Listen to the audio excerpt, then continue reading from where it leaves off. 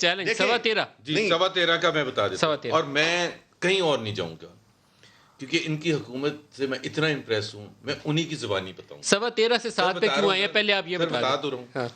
ان کے جو finance minister اون کرتے ہیں ان کو، آپ شوکت ترین صاحب کو، ان کے الفاظ کیا تھے؟ 13.5 پر برباد کر دیا پاکستان کی اکانومی. 13.5 لے جا کے شاہ زیب خانزادہ کو انٹرویو میں آج سے 2 مہینے پہلے تباہ کر دیا، برباد کر دیا آپ کی حکومت نے بقول آپ کے فائنانس منسٹر.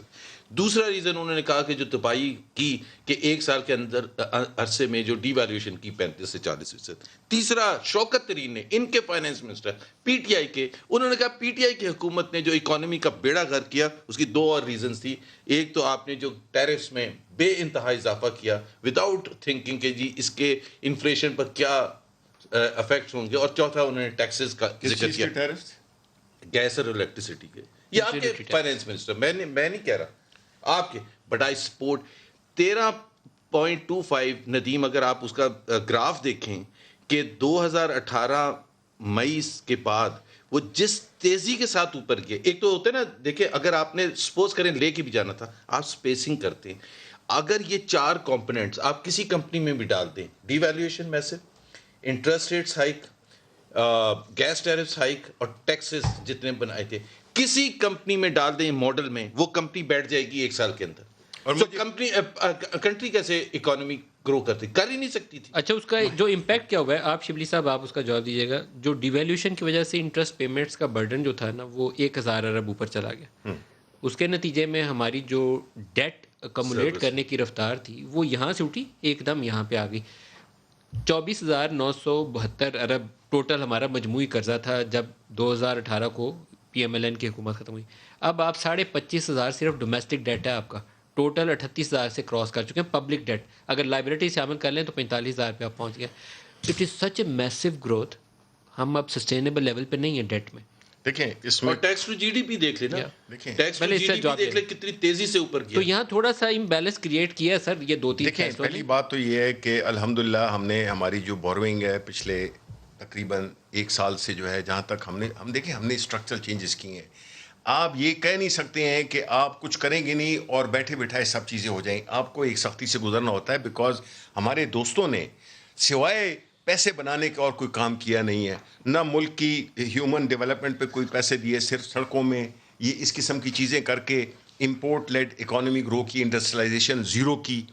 آپ جو بتاتے ہیں، جو ایک مہربانی کریں، جو ٹیرفس کی بات جو میں نے سے پوچھی تھی کہ یہ کیوں بڑھی یا کس ٹیرفس کی بات کرتے ہیں، بڑے فخر سے کہا نہیں شوکت ترین کا. دیکھیں شوکت ترین نے کہا وہ he was not the minister then, now he is a minister. So we should take نہیں وہ ابھی وہ گورنمنٹ میں آ گئے ہیں بھائی، وہ گورنمنٹ کی پالیسی کو دیکھیں گے. دیکھیں بات یہ ہے کہ اگر اون کرنے پہ آئیں تو میرا خیال ہے جب آپ اپنی اب جائیدادوں کو اون نہیں کرتے ہیں تو ہم اس کی کیا بات کریں. اچھا میری ایک بات سنیں، آپ کی اجازت، جی آپ دونوں کی اجازت. جی بڑی مزے کی بات ہے. کل میں پروگرام کر رہا تھا پاور شارٹیجز کے ایشو سے، ایک دن پہلے یہ شوگر ویٹ کا ایشو چل رہا تھا.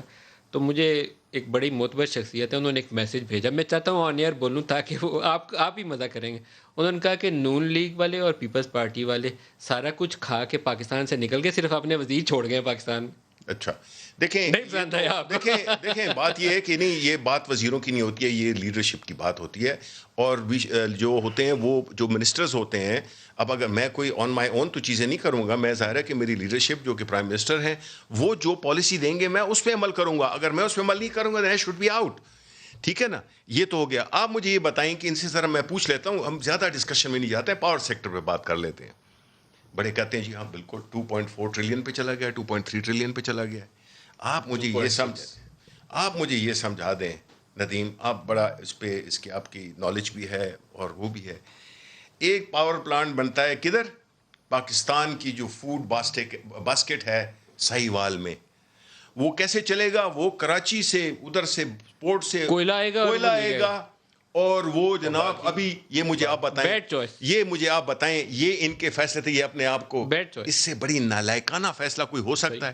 یہ تو صحیح ہے. میں جواب دیتا ہوں، انہوں نے کئی اس طرح کے فیصلے کیے ہیں، نندی پور کا فیتا کاٹ دیا جلدی میں، مطلب ہے کئی چیزیں کی ہیں. جی دیکھیں بات یہ ہے کہ ہماری پالیسی کیا تھی. Prime minister he was list concerned انہوں نے کہا ہم کچھ کرتے ہی نہیں ہیں, کہ پولیٹیکل کاسٹ کیا ہے, کرتے ہی نہیں, پولیٹیکل ہم نے نہ ٹرانسمیشن لائن میں لگانا ہے, نہ ہم نے نئے وہ پروجیکٹس لگانا, ہم کام ہی نہیں کرتے ہیں. اچھا, میں یہ کہہ رہا ہوں کہ بجائے اس پہ ہم نے حکومت بچانے کی کوشش کی ہو, ہم نے پولیٹیکل ایکسپیڈینسی کی تحت فیصلے کیے ہو, نہیں. پرائم منسٹر کا یہ وہ تھا کہ ہم حکومت کو بچانے کے, اور یہ ثابت کیا ہے عمران خان نے کہ نہ وہ کسی بھی, چاہے انٹرنل ہو ایکسٹرنل ہو.